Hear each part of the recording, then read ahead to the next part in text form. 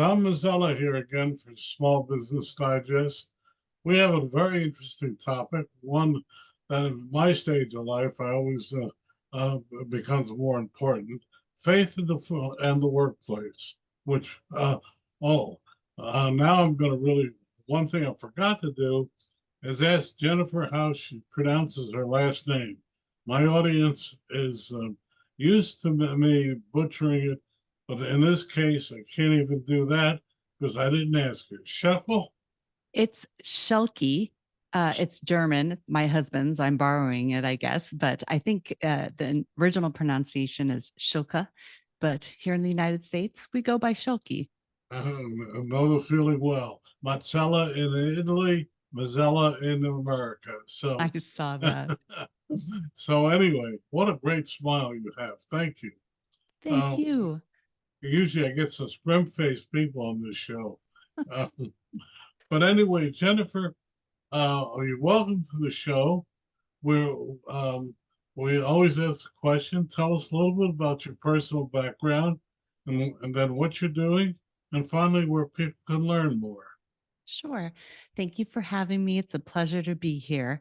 I wanted to let you know that my maiden name is probably easier, or maybe not easier. It's Takanaka. So you would have had fun with either name. I was born and raised on the island of Kauai. And I made my way to the mainland for college, started my career at Deloitte. My major was accounting. I was on the audit side. Left Deloitte and I went into a biotech company, which was very interesting. They were working on a cancer product, and I did SEC reporting there. Following that, I did a little bit of consulting and then started our company, which is where I sit now. I'm the CEO of Summit Group Solutions, also the co-founder. We are an IT staffing and recruiting firm, and we sit in Bellevue, Washington.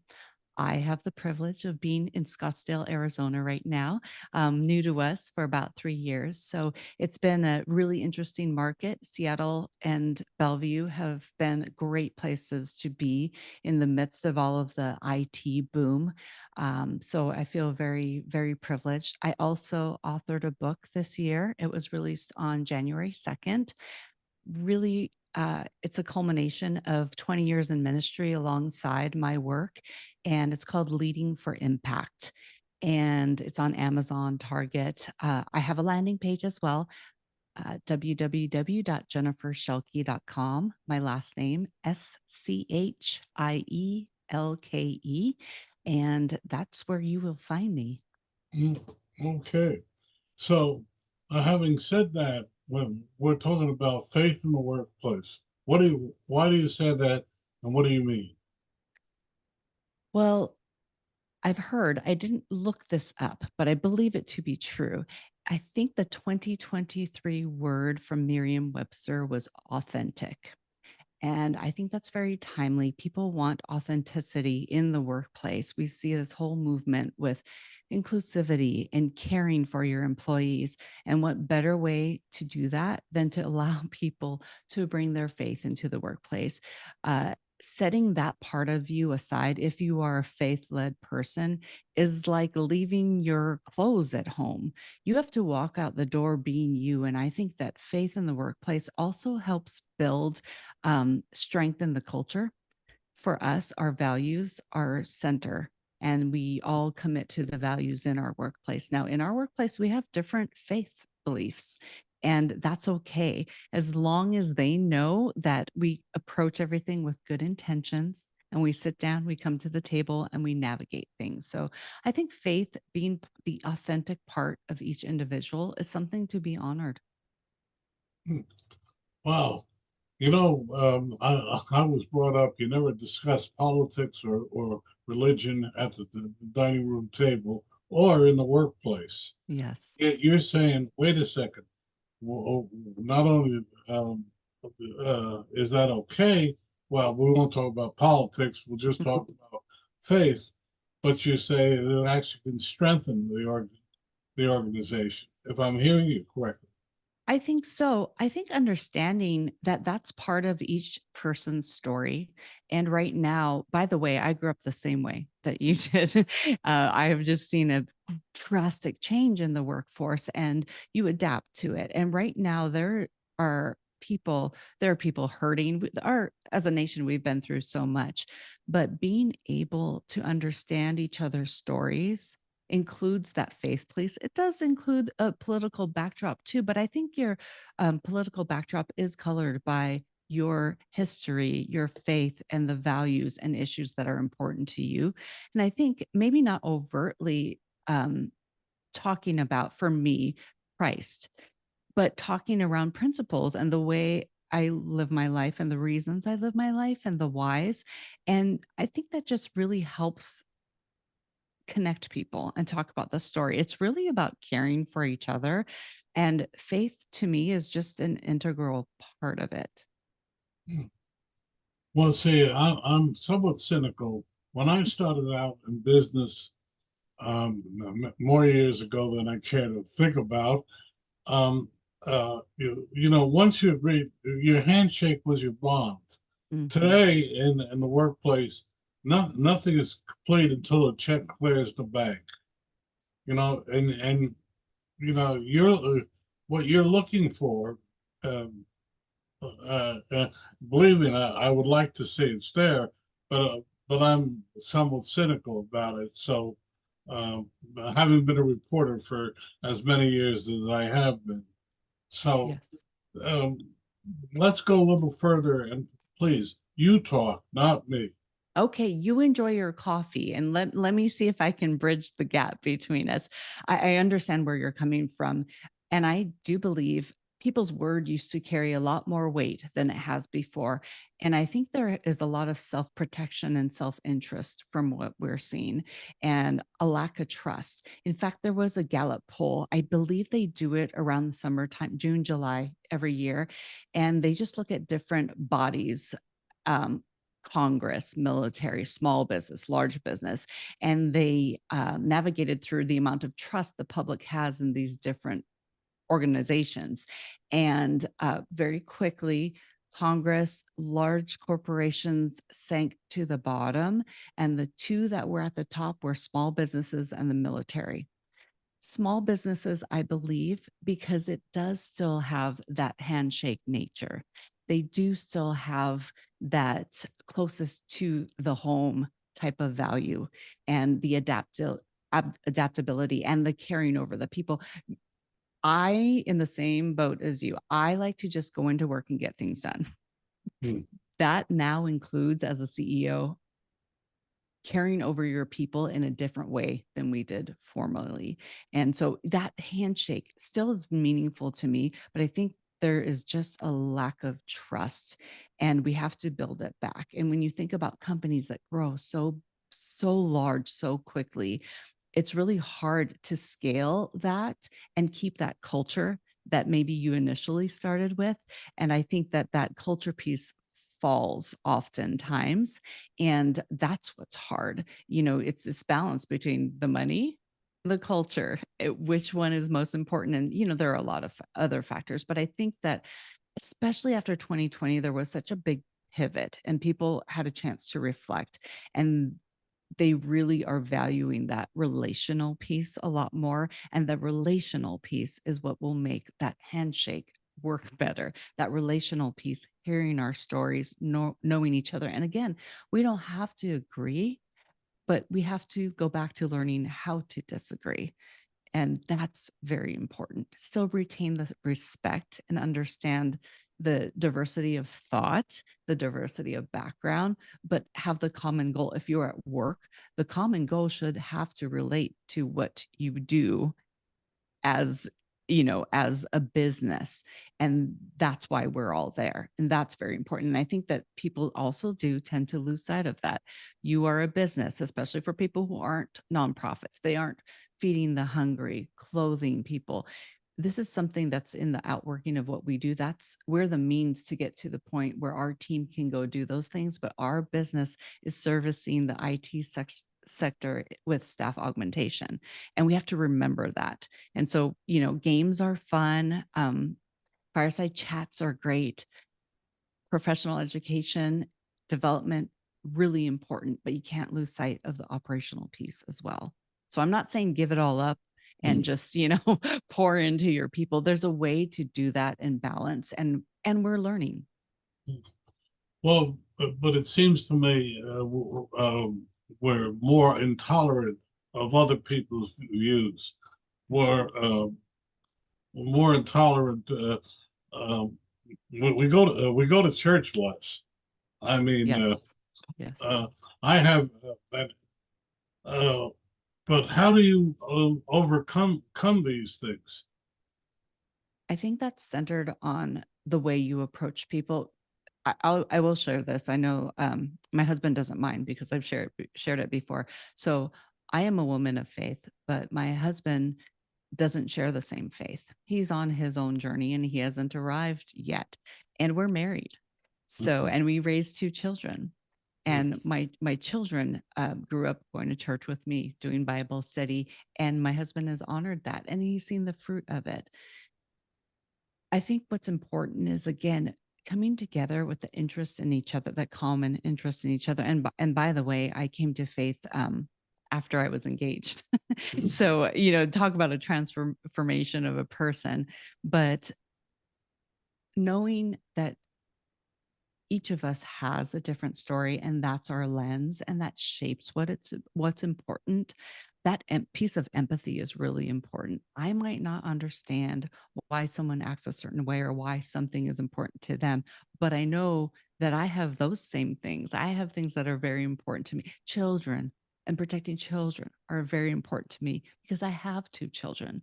I have very close friends who don't have children, and they love mine, but that's not top of mind for them. They are interested in caring over their parents because that's their family. That's the closest piece to them. So it's really just understanding why people have um, a, a passion toward one thing, and understanding it probably has nothing to do with you.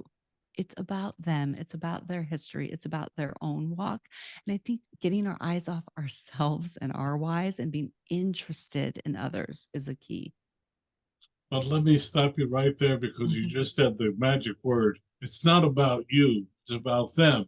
But Yes. most people that you walk through, I mean, you just have to drive a car.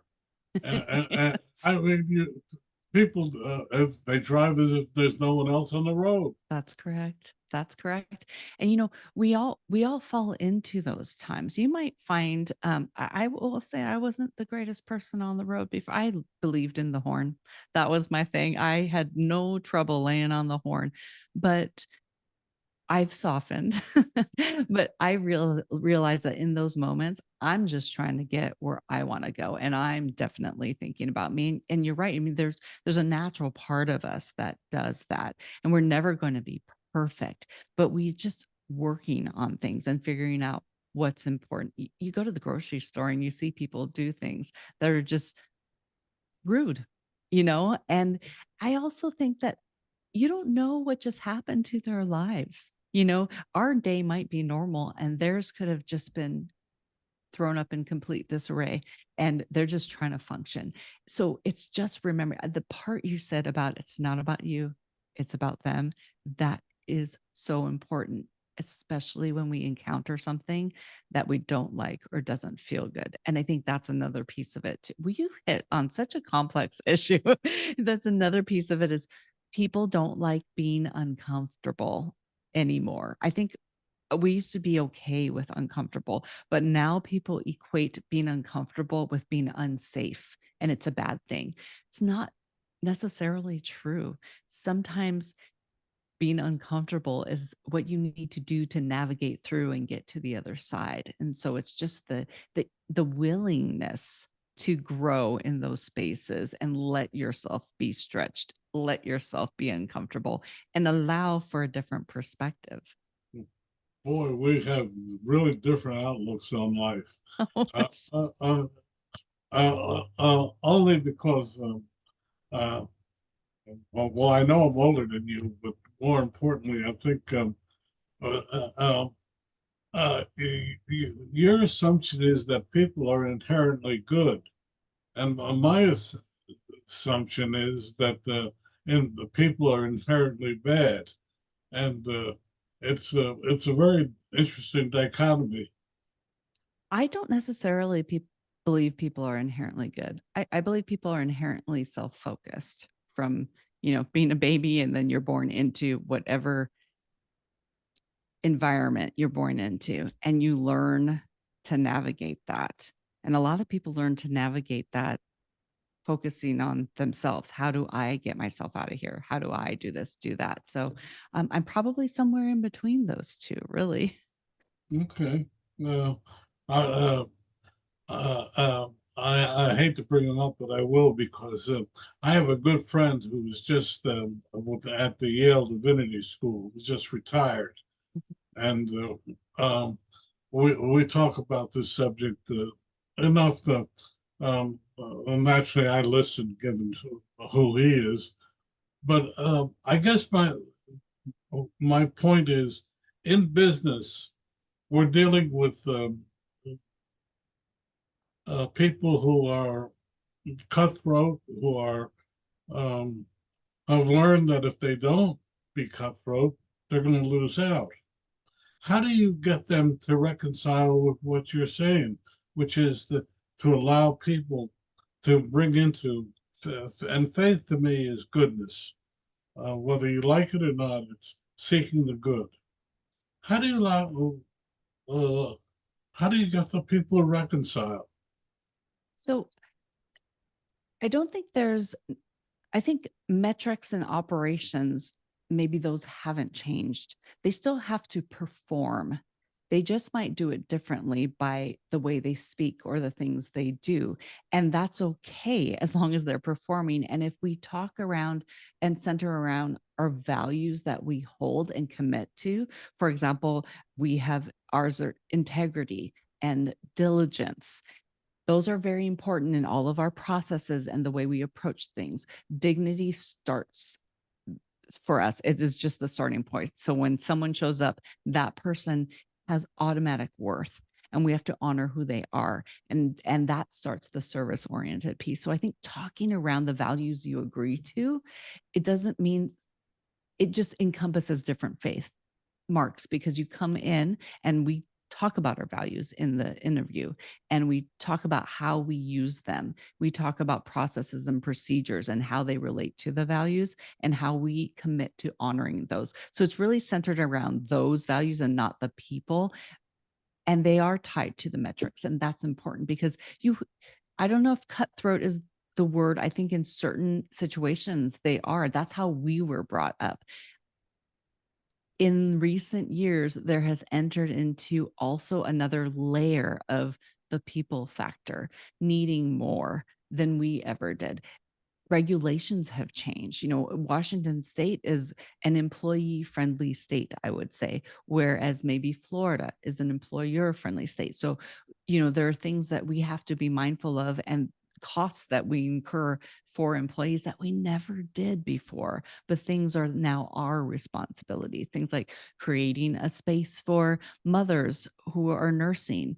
That was something we just had to deal with on our own when I was in the business, when I was coming up in the world. And those things have shifted because of a different culture of people entering the workforce, growing in the workforce, advocacy, pushing things. And I think sometimes things come out without all of the pieces being looked at. And so that's what we're dealing with right now is how do we function in a space where we can sustain a business, but still uphold these regulations and the people and their beliefs. And you have to hire the right people. You can have a great culture that you have people of faith there.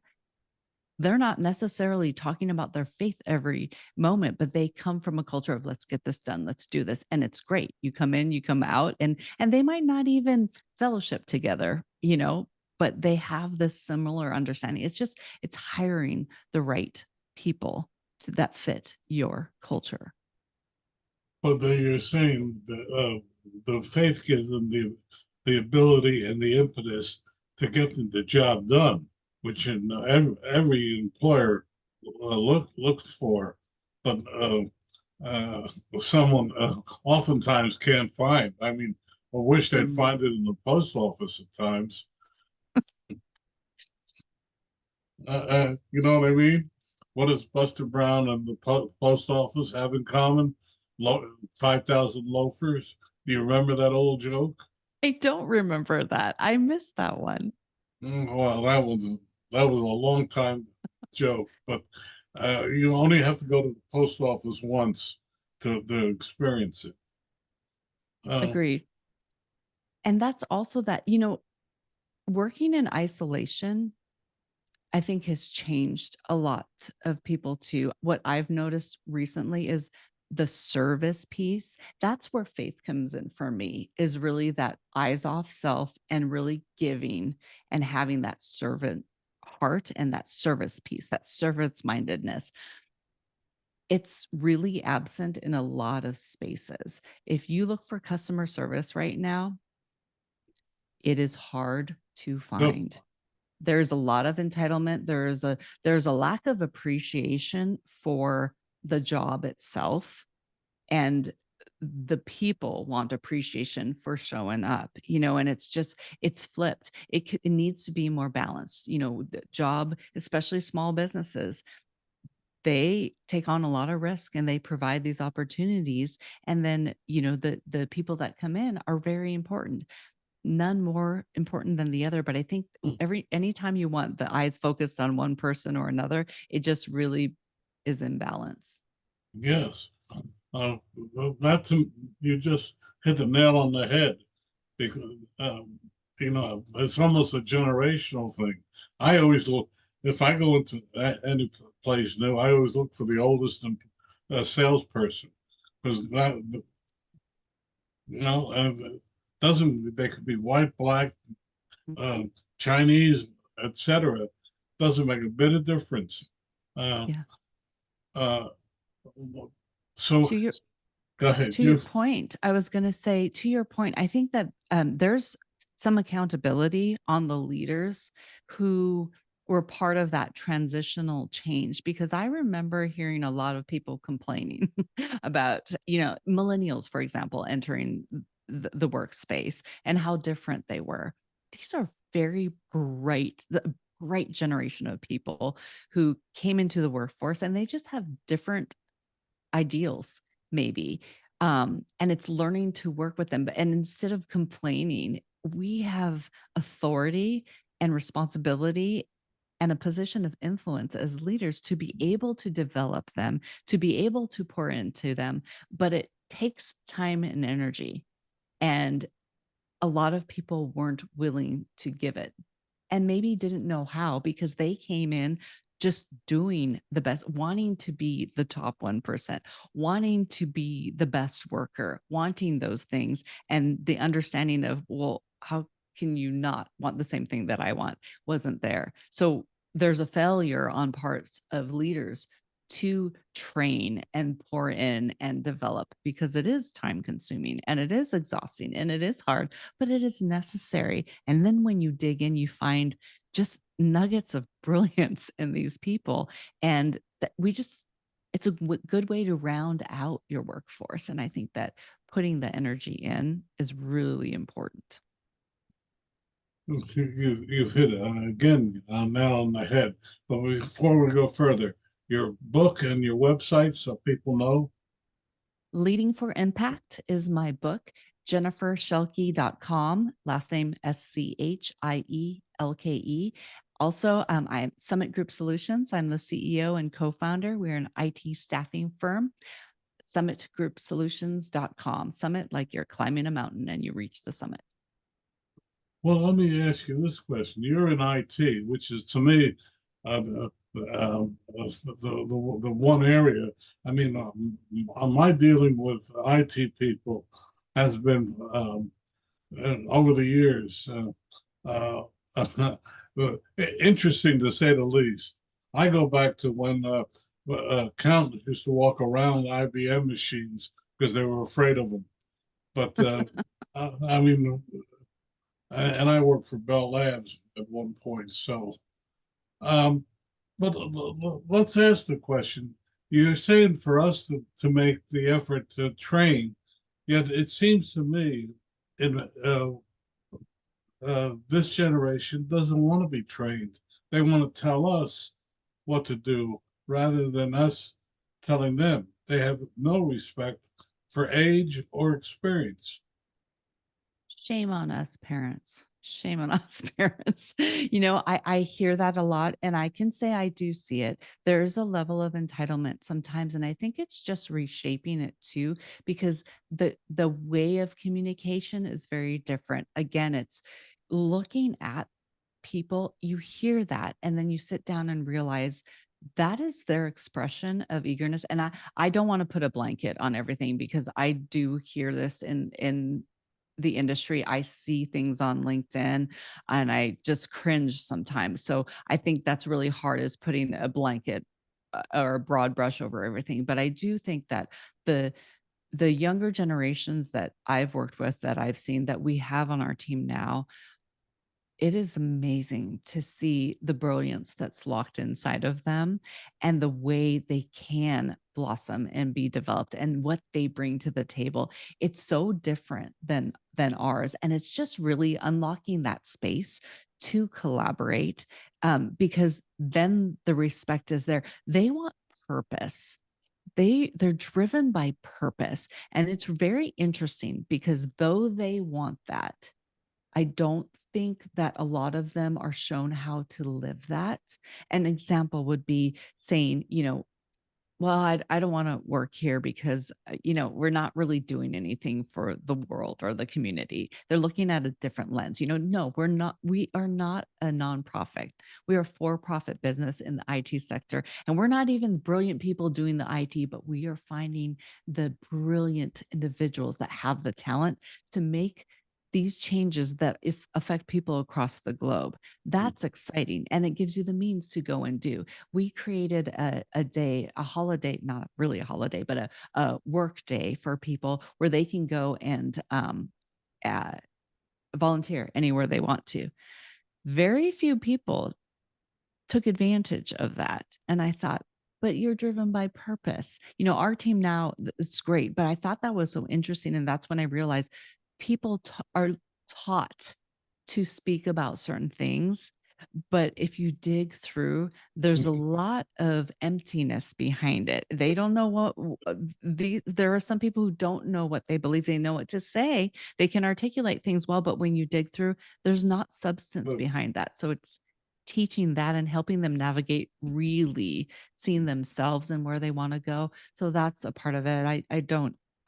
I know exactly what you're speaking of. we could, Jennifer, we could go on and on. Unfortunately, we're coming to the end of the time. What would you like to leave our audience with? Well, just thank you. I'm very grateful for the opportunity to be here. I think faith is part of every single person. I hope it's part of every single person. And it's a beautiful part. I think just coming to the table and learning about each other and learning each other's stories is very important. And you'll find that it's a great connection point and bridge to collaboration. Well, on that note, we say thank you, Jennifer, for a wonderful time together. Thank you, Don. Appreciate it.